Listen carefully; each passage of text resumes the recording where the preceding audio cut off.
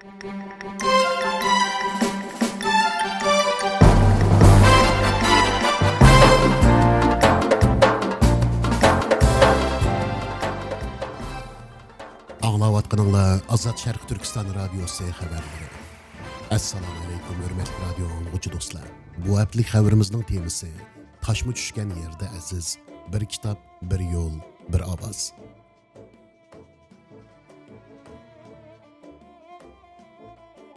Bəzi kitablar var ki, insan yenidən ayrılğısı gəlməydi. Bəzi hekayələr var ki, insonga kuch bağışlaydı. Gülcikre Abdüqayim Hoca Hanım'ın Taşmı Düşkən Yerdə Əziz namlıq kitabı dəl şundaq əsərlər qatarına qoşuldu. Bu kitab 2025-ci il xalqaralıq təsir qozğan kitab mükafatıga tanlandı. Mukafat təbrikləş xətində Gülcikre Hanım'ın fedakarlığı, icadçılığı və hekayəsinin kişilərinin turmuşuğa göstərən çonqur təsiri alayda təkidləngan.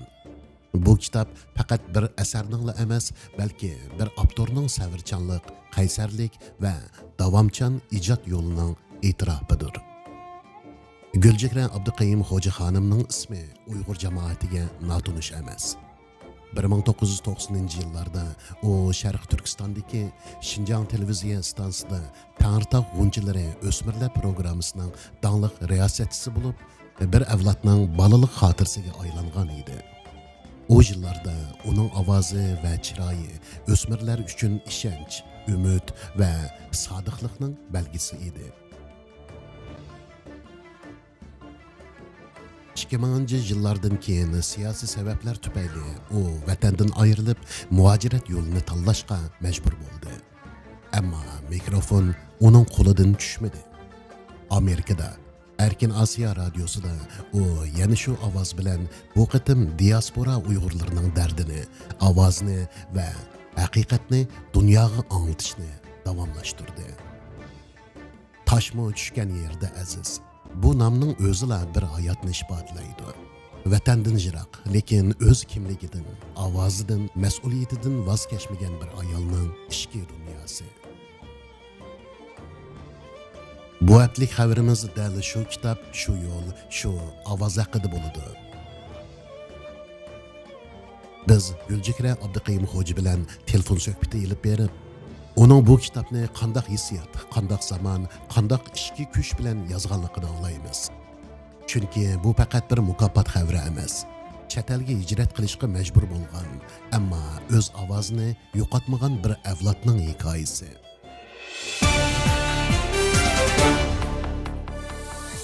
Assalamu alaykum Gülcikre Hoca Hanım. Yaxshimisiz? Aldı bilan sizni tabriklaymiz ve vaqtingizni ajratib ziyoratimizni qabul qilganligingiz uchun radio anglag'uvchilarimiz va radiomiz nomidan sizga rahmatimizni aytamiz. Xush keldingiz. Xush bulduk. Ve aleyküm assalam Abdusalam. Ben bu ziyaretinizni şunda hoşallık bilan qabul qildim. Telefonda deyishganimizdek. Nayt hoş buldum ben bu. Anlıqçılarımıza ve sizden bu mükafat için min təbrikliginizlərə chin dilimdən təşəkkür etdim. Sizning Taşmı düşkən yerdə əziz namlıq kitabınız 2025 yılı xalqaralıq təsir qozğan kitap mükafatıga erişkənligidən xəbər tapdıq. Şu məqsəd bilan sizni ziyorat qilyapmiz. Bu uchurni biz topshirib olgandan keyin torda biraz izlandik. İzdiniş neticesinde Goodreads Store'da köpünç okurmenler bu kitapni Uyg'urlarning zulmga duch kelgan voqealarni sezgurlik ve tirik his tuyg'u bilan ichpagan bir asar deb baho beribdi. Kitapni o'qigandan keyin nurg'un okurmenlar ta'sirotlarini yozib inkas qoldirgan bo'lib, diqqatni tortadigan inkas qoldirganlarning hammasi degidek kitapga intayin yuqori baho bergan. Sizden suallarımızı so'rashdan burun biz bu inkaslarning bir qanchisini o'qib, anglag'uvchilarimizga sunishini to'g'ri topdik. Leyli sanamliq o'qirman mundaq deb yozibdi. Bu Şərq Türkistandagi Uyg'urlarning davomlashayotgan ko'rishi haqida cho'qim o'qishga tegishli bir əslimi. Bu rayon Xitoyning avtonomiya rayoni deb ataladi. Bu tırnaq ichidagi so'z meningcha. Çünkü bu yerde haqiqiy avtonomiya yo'q. Uyg'urlar O'rta va Sharq Osiyodagi turkiy millat bo'lib, madaniyat, din va til jihatdan Xitoylar bilan butunlay farqlanadi. U inkasını davamlaştırıp kitapның Uyghur buluşunun ma'nisini, Uyg'urlarning duş kelayotgan ziyonkashliklari, qayta tarbiya siyosati va davomlashayotgan ko'rishini uchurg'i boy va qiziqarli shaklda tasvirlaganligini ta'kidlaydi. İnkasның oxirida u "Men bu kitobni qizg'inlik bilan tavsiya qilaman" degan jumlani qoldiribdi. O'qirmanlardan yana Kimberli nomli o'qirman mundaq deb yozibdi. Bu kitapni bir Uyg'ur jurnalist yozgan bo'lib, uning hayoti va erkinlik uchun kurash qilishining oilasi va do'stlariga qanday ta'sir ko'rsatganligini intayin ta'sirlik va qo'rqinchli shaklda namoyon qiladi. Bu asar bugungi dunyoimizning realligini ko'rsatadi. U Gulchehra Xo'ja xonimning shaxsiy hayotida va xalqi uchun adolat izlash yo'lida ko'rsatgan jasorati va qaysarligini yuqori baholab, bu kitobning texmi keng anglitilishi kerakligini ta'kidlaydi.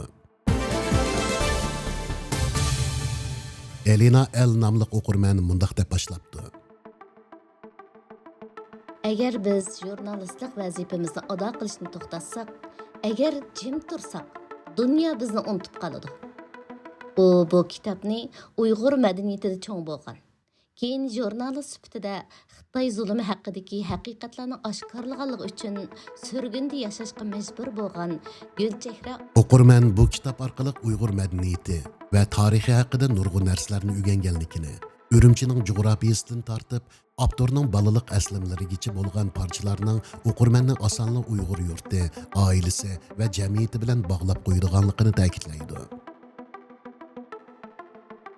U shundaqla bu kitobni o'qishning hissiyot jihatdan oson emasligini, madaniyat yo'qotish, tekshirish, ziyonkashlik va insoniyatga qarshi jinoyatlarning batlarga singib ketganligini aytadi. Oxirida u bu kitobni men o'qigan eng ta'sirli aslimlarning biri deb baholabdi.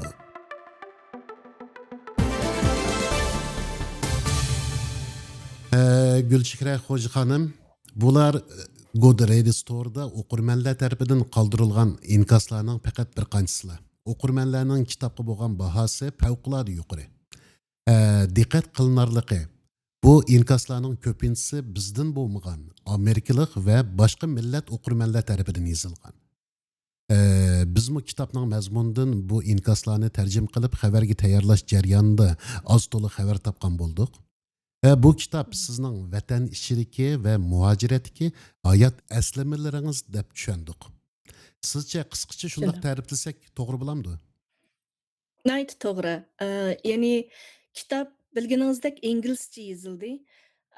Biografiya, ya'ni meningki beshimdan o'tganlar, rost hikoyalar asosida yozilgan bir xeyli cho'ng hajmli kitob hisoblanadi. Jami 320 bet. Shundaq. O'qirmanlar asosan ingliz tilli o'qirmanlar bo'lg'achqa tushgan fikrlarmi shulardan. Albatta, mening nishonimmi bu kitobni yozishdiki shu boshqalarga, bizdan boshqalarga, Uyg'urlarni tonimaydiganlarga o'zimninki hikoyasi orqali tonishtirish edi. Shu maqsadda yozilgan. Undaqda Uyg'ur emas o'qirmanlarningmi o'qish qizg'inligini qo'zg'ay olgan Taşmo tushgan yerda aziz nomli bu kitobni qachondan boshlab qalamga oldingiz?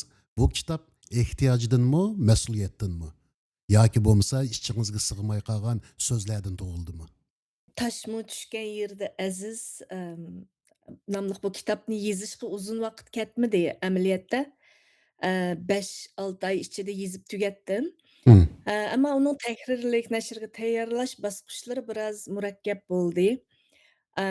Bu Angliyadagi mush xalqaroliq donliq bir Little Brown Book Group degan bir nashriyat organi men bilan 2021-yili ya'ni yil beshida aloqalashgan dal bu vaqt uydan ishlayotgan, ya'ni xizmat qilayotgan vaqtimizda Covid sabablik.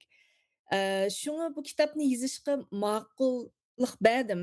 Demakchi, normalda kunda ishga berib kelishimiz uchun Washington DC'ga, men turayotgan Virginiyaning Woodbridge degan o'rindan Am, 2 soat, 2,5 soat, hatto bek mashina to'silib qolsa 3 soatlar ketadi kunda ishqa berib kelguncha. Demakchi kundalik hayotimdan 3 soatdak vaqt tejilib qolgandan keyin bu vaqtni qanday o'tkazmay degan bir o'ylar bo'layotgan vaqtida bu taklif kelib qoldi. Shuning bilan kitobni yozishga eee, kirishdim. Kitob oxiri 2023-yili 2 oyning 21 kuni g'albilik holda nashrdan chiqdi. Albatta, bir kitobni yezish oson emas, ammo o'zingiz to'g'riliq yozsangiz, bu osonroq bo'ldikan. Mening kichigimdan kundalik xotir qoldirish odatim bo'lg'achqa, bu kitobni tez yozishimga nihoyatda yaxshi asos bo'ldi deb qarayman. Ha, ya'ni bu kitobni yozishimga sabab bo'lgan eng cho'ng omil mushu Uyg'urlarni jahonning ya'ni mushu irqiy qirg'inchilik sababli faqatla Xitoyning zulmiga uchragan bir oz sonliq millat sifatida to'nayotganligi va barliq xalqaro matbuotlar bo'lsin, ijtimoiy taratqular bo'lsin, biz Uyg'urlar uchrayotgan bu irqiy qirg'inchilikning a, ya'ni qandaqdir bir kuchlikning ojizni bo'zaq qilishi masalasidek bir baholanib qelishi meni bek ichimni ya'ni xotirjamsiz yani tit qilgandi. Bu nuqtadan men bu kitobni hamda bosh qahramon va abdur bo'lish sifatim bilan shu Uyg'urlarning Xitoydan tubdan farqlanadigan hech qanday yeri Xitoyga o'xshamaydigan faqatlam besib ilinganligi, ya'ni davlati besib ilinganligi sabablik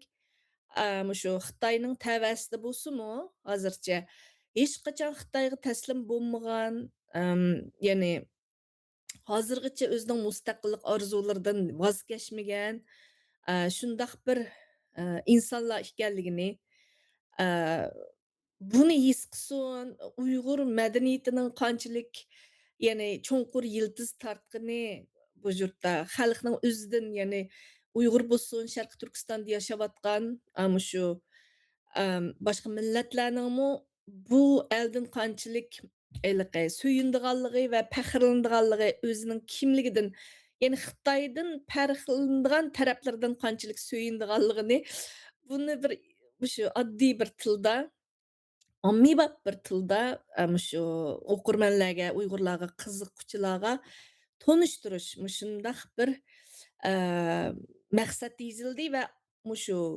Uyg'urlarga qarata Xitoyning yurgizayotgan irqiy qirg'inchilik siyosatining nima sababdan yuz bergani va buning asli asosining shu biz besvilingan bir zaminda yashayotganligimiz uchun Xitoyning asli maqsadining Uyg'urlarni butunlay yer yuzidan yo'q qilish ekanligi va shu eee, munqaris qilingan joyga mangulik ega bo'lish g'arzi borligini shu ifodalab berman degan bir maqsadda endi bu kitob yozildi.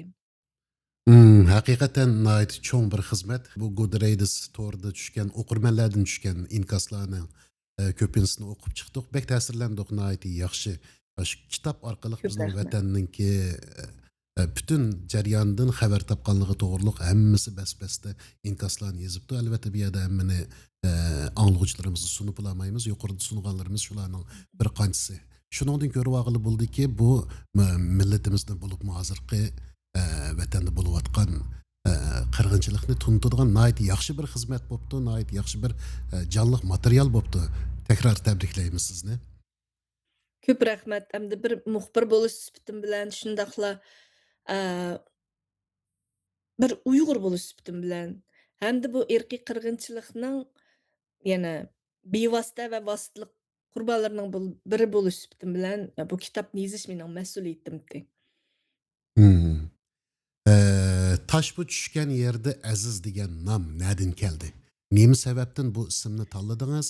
Bu ismni tunji qatim qog'ozga tushirgan chog'da ichingizdan qandaq bir his tuyg'u keldi? Bu savolni so'rag'iningizdan bakmi xush bo'ldim. Toshmi tushgan yerda aziz degan bu maqol davomli turda muajiratdagi insonlarga tamsil qilindi. Buni siz bilasiz. Endi kitobga ism tanlashda rostilla ko'p o'ylandim. yani mening kimligim, hayotim, orzu-armonlarim, yani to'lagan bedellarim yig'inchoqlangan bir nom bo'lishi kerakdi. Shu ko'p xil nomlarni o'ylashdik, ammo hech bir yeri yani dal joyiga tushmagandek his qildim. Oxiri shu kitobimdagi eng nuqtaliq hikoyalardan bu ismni tanlashga tirishdim va kitobni asli bu dadamga bag'ishlagandim. Shunga dadam bilan bo'lib o'tgan aslimallarimdan izlashga tirishdim va dadamning men Amerikaga kelgandan keyin manga sog'an xaltasidan chiqqan toshni. Meni dadam ilqi har bir ota-onaning bolasiga qiladigan tarbiya usulida uslublari Hmm. o'xshamaydi-ku. Hmm. Dadam hech qachon bizga bevosita mani qil, mani qilma, ma yaxshi, ma yomon demaydi. Selishtirish orqali, shay'iylar, boshqalarning hikoyalari orqali ta'sir qiladi-chu. Hmm. Ham o'zimizni o'ylanishga, haqiqiy his qilishga yetaklaydi. Shu mush toshni avatish orqaliqmi mayli nada bo'ling, aslingizni unutmang. Toshmi hatto o'zining tug'ilgan yerida eng aziz. Emm, degandek shundaq bir esil o'gitlarni manga bildirmoqchi Hmm. bo'lganini his qildim. Bu kitobda mujassamlangan, ya'ni mening hayotim, orzu-armonlarim, to'langan badallarning hammani yani ifodalab beraoladigan bir ism tepish oson bo'lmadi. Oxiri shu tahrrirlar, muharrirlar o'ylashib, Hmm. ya'ni buni shu manga ta'sir qilgan, shu kitobdagi eng olqiliq hikoyalarning ichidan izlab baqsaq dedim va oxiri deganimdek shu dadamning shu malimizdan terib olgan bir tal alqanchilik odatdagi toshni shu xaltaga selib manga avatish orqali yetkazmoqchi bo'lgan mushu toshmi tushgan yerda aziz degan bu so'zning mush kitobga haqiqiy ruh bera oladiganligini his qilib mush ismni tanladim Hmm. va bundan men o'zim bek mamnun. Hmm. Bu kitobning xalqarалық ta'sir qo'zg'agan kitob deb tanlanganligini anglaganda siz avtor bo'lish sifatida eng oldi bilan nimani o'yladingiz? Rostga qilsam, Abdusalom kitobning xalqaroda ta'sir qo'zg'agan kitob deb mukofot olganligi, ya'ni bu xabarni anglaganimda avtor bo'lish sifatim bilan emas, eng boshda bir Uyg'ur bo'lish sifatim bilan biz Uyg'urlarga qiziquvchilarmi kundan kunga yana ko'payib yetibdi-da degan bir xil mamnuniyatlik his tuyg'usi bo'ldi. Hmm.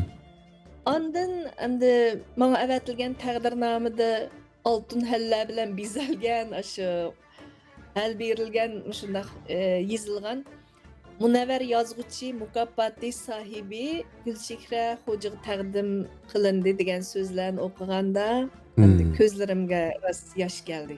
Hmm. Men ozkam 30 yil ya'ni qalam tutibdiman. Ya'ni Uyg'urlarning orzu-armonlarini ovozini anglatish uchun shu Uyg'ur tilidagi qalamkashlardan biri bu shu kasbiy, ya'ni muxbirlik, riyosatchilik shu xizmatimni qilib kelibdiman. Hmm. Ammo bu uchinchi bir tilda bir kitob yozib, ya'ni tunji bir kitobimning meni xalqarалық bir munavvar yozg'uchi deb e'tirof qilinishimga sabab bo'lib qolganligi ham o'zimni bir ta'laylikdek his qildim va nima desam bo'ldi, haqiqatan hayajonlandim hamda bu bir cho'ng bir mas'uliyatni otdi ustimga amaliyotda. Demakchi men qalbim to'xtab qolsa bo'lmaydi ekan degan bir tuyg'u keldi. Endi bu yerda kitobninki mukofotga erishishi qandaqdir mening inglizcha saviyarimning alohida yuqorligidan emas. O'zingiz bilasiz, men muxbir bo'lg'achqa biz bek ommabop til ishlatamiz-ku, oddiy. To'g'ri, Har qanday odam anglab tushuna oladigan. Shunga mening ingliz tilimmi shundaq oddiy bir xilchu. Hikoyalarimni yozishda yana shu xil oddiy o'zimning uslubini ishlatdim. Shunga ko'p o'qigan insonlar nihoyat oson qabul qildi deb o'ylayman. Bek dabdablik undaq so'zlarni ishlatmay, nihoyat oddiy tushunishlik, ammo chin hissiyot bilan yozildi haqiqatan. Endi bu kitap şu Xitoyning shuncha bostirish va ziyonkashlari ustidan yana bir qitim g'alaba quchgandek shundoq bir hodig'im chiqdi desam bo'ldi bu kitobni yozish va mukofotlarga erishish mush kitob sababdan. Hmm. Hem bu kurashlarimizni davomlashtirishga kuch bo'ldi deb qarayman. Gulchehra Xo'ja xonim, bu kitobingiz qancha qatim nashr qilindi? 2023-yili 2 ayning 21 kuni birinchi shu qattiq tashliq nusxasi nashrdan chiqdi. Hmm.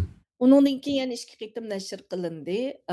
Yaqinda 2025-yili yana muqovasi o'zgartirilib Nips tashliq. Ya'ni bu kitobni o'qiydiganlarning ko'payishiga ergishib bu nashriyat shunda qaror oldi ekan. Hmm. Nips tashlig'i azaraq setildi ekan, texmi ko'p tarqitildi ekan. Shunga 3 qitim nusxasida Nips tashliq qilib chiqdi 2025 martda yana.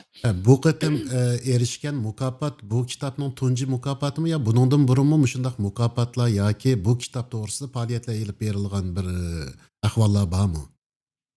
Albatta ko'p kitobga qo'l qo'yish faoliyatlari bo'lib o'tdi. Ammo epik shaklda ko'pinchisi men muxbir bo'lganim uchun faoliyatchi ko'rinib qolmaslikqa tirishdim endi. Oldini oldim. Shunga Hmm. ba'zi kichik tipdagi ya'ni kichik so'rinlarda shu davron solmay, matbuotlarga ancha tashviq qilmay turib, ko'p xil faoliyatlar bo'ldi. Kitob bayramlariga qatnashdim, bir qanchalagan kitob o'qish faoliyatlariga qatnashdim. Endi bu kitobning e'tirof qilinishi tunji qitim 2023-yili Nyu-York kitob haftaligida eng yaxshi olqishga erishgan, ya'ni ko'p setilgan kitob bo'lib baholandi. Hamda o'zingiz bilasiz, xalqarada cho'ng kitob baholash haftaligi hisoblanadi, Nyu-York Hmm. kitob haftaligi. Uningda shundoq e'tirof qilindi. Keyin Chipova, Amerika Chipova kitob bayramiga tanlanib, u yerda mush kitobni tanishtirish maxsus kechaligi bo'lib o'tdi va qo'l qo'yish murosimi bo'lib o'tdi. Necha yuzlagan insonlar ash kitobni tanishib oldi. Asosligi professorlar, tadqiqotchilar shundaqlar keldi. Hmm. Uningdan boshqa shu Amerikaning ayol avtor va o'qirmanlarning bir klubi bor ekan. Klub demdik. Shu Hmm. mamlakatlik ayol avtor va o'qirmanlar klubiga 2023-yildagi eng olqishga erishgan kitob tanlanib, ashada o'qib, shu to'rlarda o'tdi. Tadqiq qilinib, fikrlar berilib, shunday faoliyatlar bo'ldi. Hmm. Undan boshqa mushu Uyg'ur jamiyatining Amerikadagi Uyg'ur qarindoshlarimizning nihoyat kuchli qo'llashiga erishdim. Hmm. 2024-yili shu Amerika Uyg'ur birlashmasining shu vaqtdagi raisi Elfidar İltabir xonimning o'rinlashtirishi va yosh korxonchilarimizdan inimiz Kuzat Altay apandining yaqindan qo'llashi bilan shu Washington DC'dagi jamoatga shu kitobni tanishtirish faoliyati bo'lib o'tdi. Shu qarindoshlarimiz shuncha qizg'in, hatto bolalarini ilib kelib, tabriklab kitobni setib olib, shundoq meni pek mamnun qildi. Men shu fursatda shu kitobni qo'llagan, meni qo'llagan, menga madad bergan barliq qarindoshlardan rahmat aytaman. Bu Alfidar xonim, Kuzat Altay apandimlarga. Ya'ni bu kitobning chiqish jarayonida atrofing'izdagi, ya'ni Washington DC atrofidagi qarindoshlar sizni yolg'iz qo'ymadi. Kitob chiqish jarayonini maxfiy qilishga majbur bo'ldim. Hmm. Kitob chiqib bo'lganda hatto shu bizning idoramizda men bir muxbir bo'lish suhbatim bilan asli nurg'un hamda cheklamalarga uchraysiz bir matbuotga o'zingiz shaxsiy bir narsani, bir kitobni yoki asarni chiqarish uchun nurg'un hamda yo'llardan o'tish to'g'ri keldi. Men chunki Xitoy hukumatining bu kitobni texi yezishga men endi boshlagan paytdan boshlabla bu nashriyatga, ya'ni Angliyadagi bu kitobni nashrga tayyorlayotgan o'ringa tahdid xatlarini avatib bu kitobning nashr qilinishini to'sishga urinishi sababli bu jarayonni maxfiy ilib berishga to'g'ri keldi. Hmm. Shu meni bek ta'sirlantirgani shu Little Brown book grupdagi barliq mush kitobni nashr tayyorlashga qatnashgan shu 30 ga yaqin insonning hammasi shu Xitoyga berish fursatining bundan keyin bo'lmaydiganini bilib turibmi, mush kitobimga aralashganligi sababli mush manfaatlarini o'zi uchraydigan ziyonlarning hammani bir yoqqa qarib qo'yib turib, cho'qim bu kitobni texmi chiqarishimiz kerak ekan, zarur ekan deb mushta qo'lladi. Men bundan bek ta'sirlandim. Bu insonlarga insonparvarlik, bu adolatparvarlikdan bek ta'sirlandim. Muhaciratda yashash, vatandan yiroq turib, xizmatingizda Uyg'urcha yozish, bugungi kunlikda Uyg'urni yozish sizning ishki dunyongizga qanday ta'sir ko'rsatdi? Til sizni saqlab qoldimi yoki siz tilni saqlab qoldingizmi? Bu bek cho'nqir bir savol bo'ldi, Abdusalom. Til hamda insonlar uchun bundaqcha aytganda bir ifodalash vositasi, shunaqa inson o'zini ifodalash vositasi, ifoda qilish vositasi. Bir millatga nisbatan u millat kimligining bir parchasi.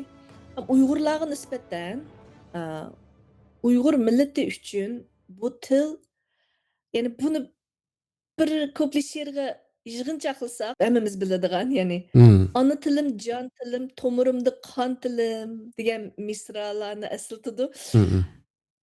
Demakchi, Uyg'ur tildan ayrilib turib, Uyg'ur bo'lolmaydi. Bundaqcha aytganda, har qanday his tuyg'umiz, madaniyatimiz hammasi mushu Uyg'ur tili bilan mang'an, saqlangan va taraqqiy qilgan, ham shundaq taraqqiy qildi.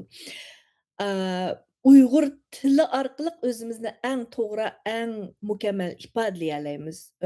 U yuzdan biz tilimiz bilan hayot qolamiz, tilimizmi biz orqali saqlandi. Biz ketimiz, hamda biz cho'qim bir kunlarda o'lib ketamiz, bu bir avlodlar shunaqo. Shunaqa. Keyingi avlodlarga qoldigan miroslarimizning eng buyukining birsi mushu til.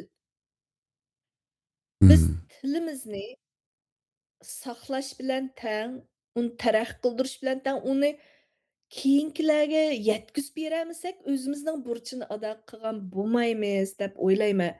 Ya'ni Uyg'urlik ro'yimi dal mushu Uyg'ur tili bilan bo'ldi. Shunga chet ellardagi ota-onalarga mushu bolalaringlarga Uyg'ur til tarbiyasini kuchaytinglar deb mushu tilshunoslarimizning, olimlarimizning, mutaxassislarimizning ta'kidlab kelayotgani shu deb qarayman. Men bunga bak qo'shilman. Uyg'ur tili mundaqcha aytganda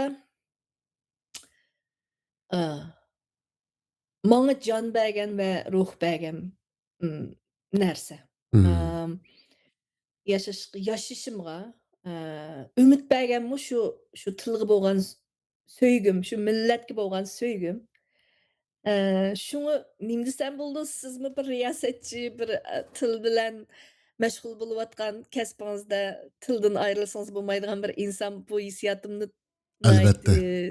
Albatta, deb yaxshi o'ylayman. tushunaman. Albatta. Uyg'ur tilini o qadar söymanki, ham sizmi shundaq deb o'ylayman. Shuning Albatta. uchun eng güzel ovozda va eng güzel tusda uni ifodalashga, uni boshqalarga shundaq chiroyli tanishtirishga, ya'ni o'zimning muhabbatim bilan shundaq intilib keldim. Rahmat sizga. Gulchehra, 90-yillarda sizni xalq simoyingiz bilan, ovozingiz bilan taniydi. Bugun bo'lsa, o'qirmanlar sizni kitobdagi hikoyalar orqali taniyotdi. Bu jarayon va bu ishki farq orasida sizni bundoq kuchli tutib turgan sabab nima? Kitobingizda buning hikoyasi bormi? Albatta bor. Kitobda 20 digidek shu vatanda o'tgan hayotim. Uningdan keyingisi men vatandan ayrilgandan keyingi muhaciratdagi azoblarim, seg'inishlarim hammasi bor. Bu savol meni sal hayajonlantirdi. Bilganingizdek, vatandagi men butunlay boshqacha biri edim. Ya'ni bolalarga cho'kkan, xuddi g'amsiz cho'chaklardagi bir qizlardek. Hmm. Hayotmu cho'chaklarga boqqandek shundoq tusda kirganman jamiyatga, Uyg'ur jamiyatiga. Ballarcha xiyollarim, ballarcha orzularim o'lmagan bir qizdim. Ham mundaqcha aytganda yenigrak, hozirgi manga selishtirsam, ya'ni azoblarni beshimdan o'tkazgan, Xitoyning bitmas tugamas ya'ni besimlarga duch kelgandan keyingi hozirgi manni selishtirsam, hozirgi man cho'nqurroq, ya'ni azob insonlarni go'zallashtirdi desa, bunga ishonadigan bo'ldim. Deymizmi, millatimiz shunimikin beshidan bak chiqish o'tgan bo'g'ashqimikin xalqlarning azoblarini shundoq oson tushuna oladi. Hmm. Xo'shal bo'lsa qin-qiniga patmay xo'shal bo'la oladi, azoblansimi shuncha yuragidan azoblana oladi. Ashundoq chin hissiyotga boy, ashundoq go'zal bir millat-ku biz. To'g'ri. Demakchi, men muhojiratdagi hayotning sinoqlarida texmi pishib yetildim, mukammallashdim deb qarayman. Ya'ni sizni shundoq kuchlik tutib turayotgan sizdagi Uyg'urlik ruhi deb yig'inchoqlasak bo'lamdi. To'g'ri, bek to'g'ri. Mhm. Endi bu savolingizga yana dadamning bir so'zini yana eslab o'tishimga to'g'ri keldi. Xo'sh. Dadam bir navbat men undan so'raganda, "Dada, nemishqa shu Gul ismi bizda bek jiq Uyg'urlar ajab bir qizlarga Gul deb ism qo'yishni yaxshi ko'rdik-a" deb so'rdim. Dadam dedi, "Bilamsiz balam, odamning hayoti gulga o'xshaydi. Ham gul ajoyib bir narsakin, chiroyli joylarni tanlab unmaydi, ammo u unganli joyni go'zallashtirdi" deganda, ya'ni demak,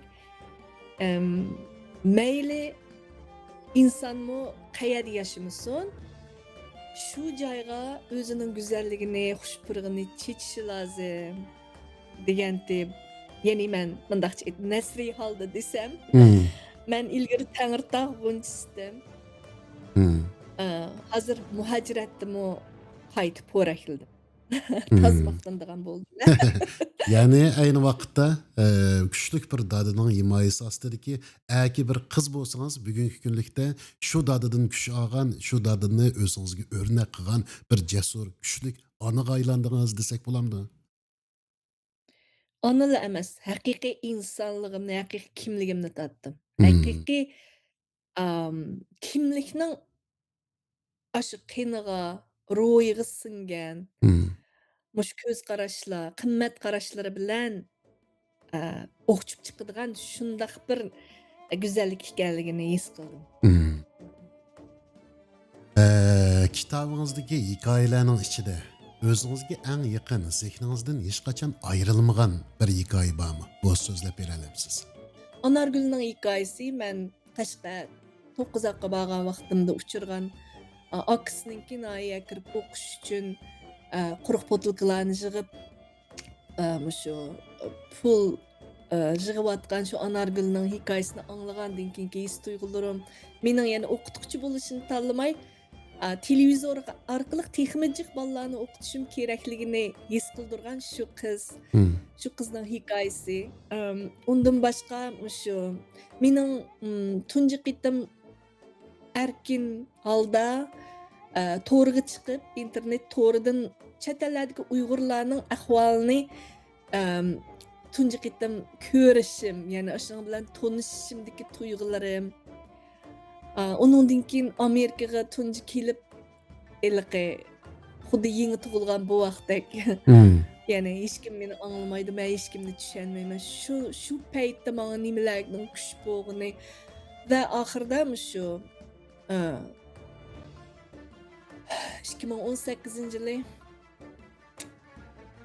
1-oyning 31-kuni Xitoy hokimiyatining Urumchi va G'uljidagi umuman 25 tutqunimni bir kunning ichida, bir kechada tutqun qilgandan keyingi his tuyg'ularim va uning qarshi elib borgan kurashlarim Hmm. va buni barliq kuchimni xizmatimga bag'ishlash orqali Mush azaplarni yengish jarayonlarim, mush hikoyalar nuqtaliq deb qarayman endi. Hmm. Azaplı hikayeler açık bir kısmet. Hemimizninki okşaydı. Yani sizden bu kitabınız yalnız sizden emas, bütün milletinin avazı. Yani bütün milletinin ki kısmeti yazılgan bir kitap. Dep düşünsek doğru Shunda. bulamda. Albatta, bu mening oilam yoki meningla beshimga kelgan bir qismat emas. Biz ajoyib bir davrda yashadik. Ya'ni Xitoyning irqiy qirg'inchiliklarini ko'rib va uningga vositalik bevosita uchrab turib yashayapmiz. Ham bu azob yanala bu besimlar zimmamizda. Hamda inson bo'lish sifatimiz bilan bu xil azobda uxlab, yana shu xil azoblar bilan o'xinib, shuni quchoqlab turib bir kunni normal odamdek o'tkazmak oson emas. Manla emas, butun dunyodagi oilasidan xabar ololmay kelayotgan, oilasi bilan jam bo'lish imkoniyatiga ega bo'lmagan, oilasi Xitoy hukumatining ziyonkashligiga uchirgan, qurboni bo'lgan barliq Uyg'urlar menga o'xshash hissiyotda deb o'ylayman. Hmm. Alhamdulillah Allohning himmati bilan tirik yashayapmiz. O'zimiz jismimiz chet ellarda laylab yuribdi. Ammo butun ruhimiz, tuyg'ularimiz hammasi vatandagi xalq bilan birga shunaqo. Elbette. Endi mushu yashashdagi kuchmi, azob ularning azobi bilan o'tning teshida kuyish osonmi, ichida kuyishmi deb qo'yamiz-ku. Hmm. Shunga o'xshash biz teshida kuyayotganlarmi, o'xshash xalqim. Shu men tuqqanlarim bilan tang ashturmalar kirib ketsam bo'lmamdi. Menmi ashlar bilan tangli o'lib ketsam bo'lmamdi degan xiyollarga kelib qolgan kunlarimiz bor, shundaqku. Elbette. Ammo yanada shu Uyg'urlikqa bo'lgan sevgimiz bilan yashab kelyapmiz. Mushu bo'pmi, mushu dardlarini anglatishga petinalagan fidokor Uyg'urlarimiz chet ellardagi bo'lsin, vatan ichidagi bizga shu ming bir xatarlarga qaramay uchurlarni yetkazib kelgan Uyg'urlarimiz bo'lsin. Shularning menga bergan ilhomi, sevgi, sadoqati oldida hamdi. Men anchaki foydali xizmatlarni qila olgan bo'lsam, buning hammasini burchum deb his qilman. Mushu Hmm. kitobmi shuning uchun. Gülcikre Hoca Hanım, Goodreads Store'daki okurmenlerinin inkaslarında bildirishicha, sizning hikoyalaringizda ayollarga xos jimjitlik, ammo kuchlik bir xil qaysarlik ifodalangan ekan. Bu kuch sizga qayerdan keldi? Yanıla mening shu o'z vatanimga, millatimga bo'lgan kuchlik, cho'nqur sevgimdan. Bu manga kuch. Hmm. Men Uyg'urimni shu qadar sevmaymanki, Hmm. Yani u bu manga kuch kuch, berdi. yani bu kuch millatimdan keldi, Uyg'urligimdan keldi. Shunda vatanimdan keldi, ajdodlarimning bergan qurbonliklaridan keldi. Shu zaminni, shu tuproqni mustaqil qilgan shohidlarimizning bergan qurbonliklaridan keldi. Bu qonlar bekor oqmasligi kerak. Bizgacha yetib keladigan bu miroslarga biz to'g'ri varislik qilishimiz kerak. Mayli nadili bo'layli, aslimizni unutmay, Uyg'urlik kimligimizdan faxrlanib turib, kimligimizga, eng qisqasi o'zimizga sodiq yashasak, nadil bo'lsak, azizlanganmiz, Hmm. e'tirof qilinganmiz. Ya'ni menmi shu Uyg'urligim bilan amishagacha kelaldim deb Hmm. qarayman. Sizce taşma düşken yerde aziz degan jumlani bugun bugungi o'zingizga qaratib qayta so'rasangiz, u sizga nima deb javob berdi?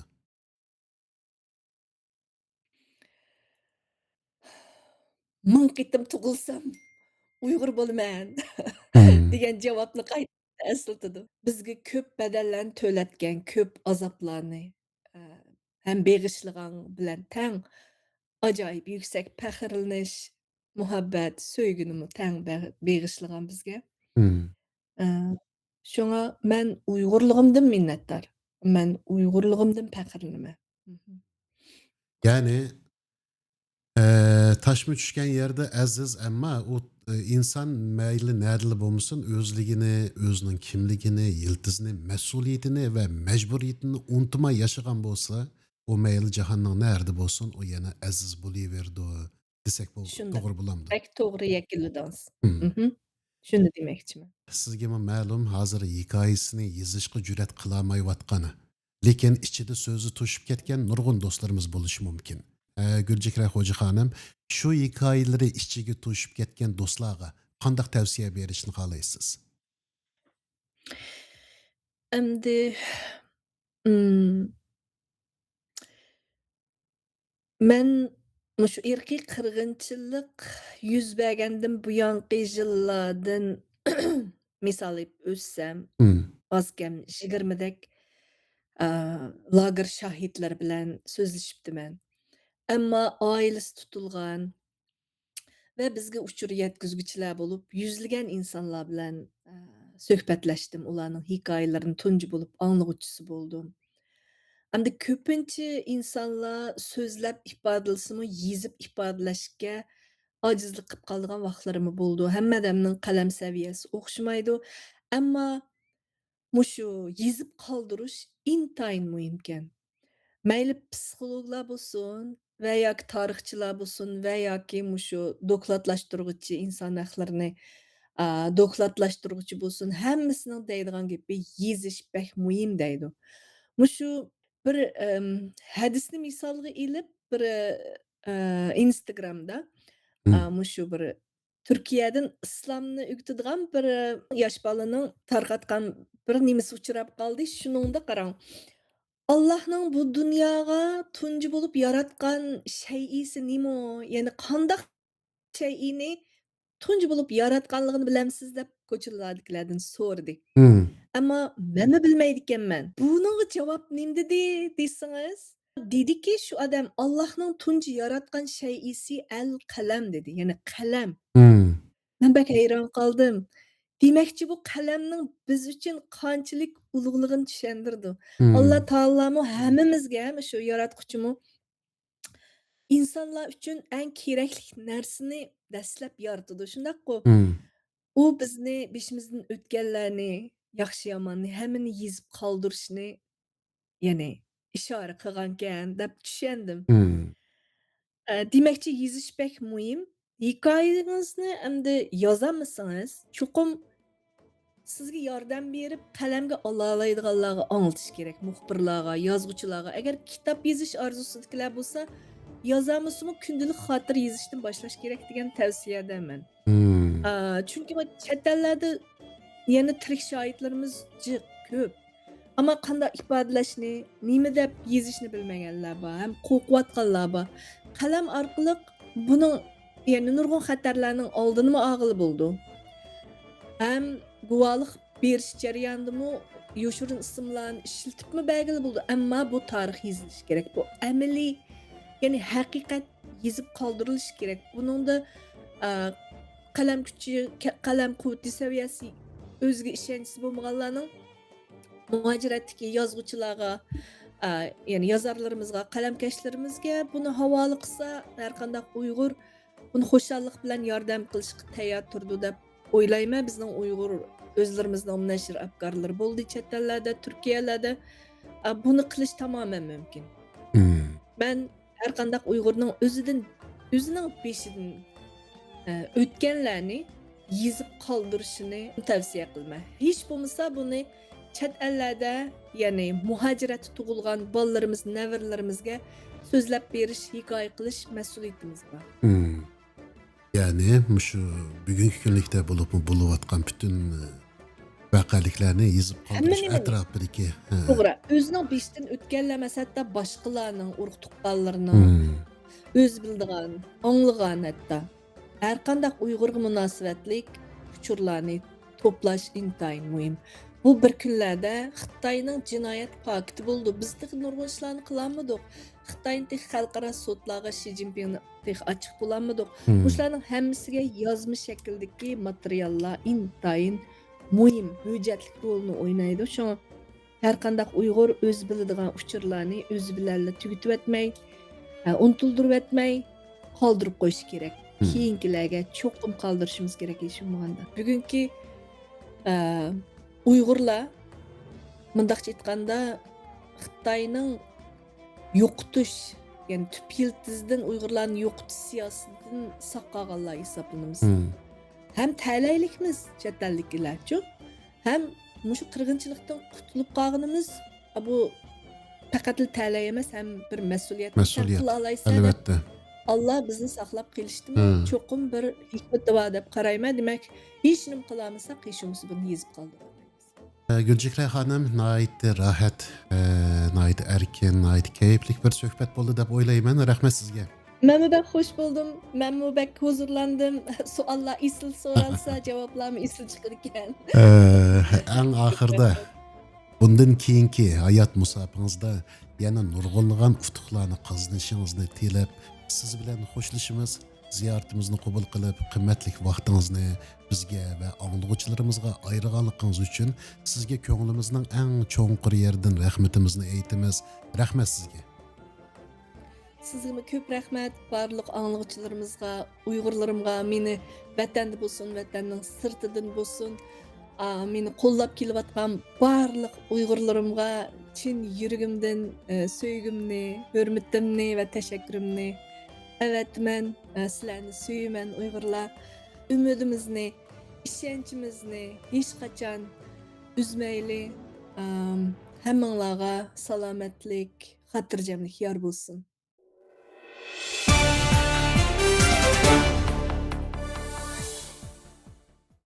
Taşmo tushgan yerda aziz.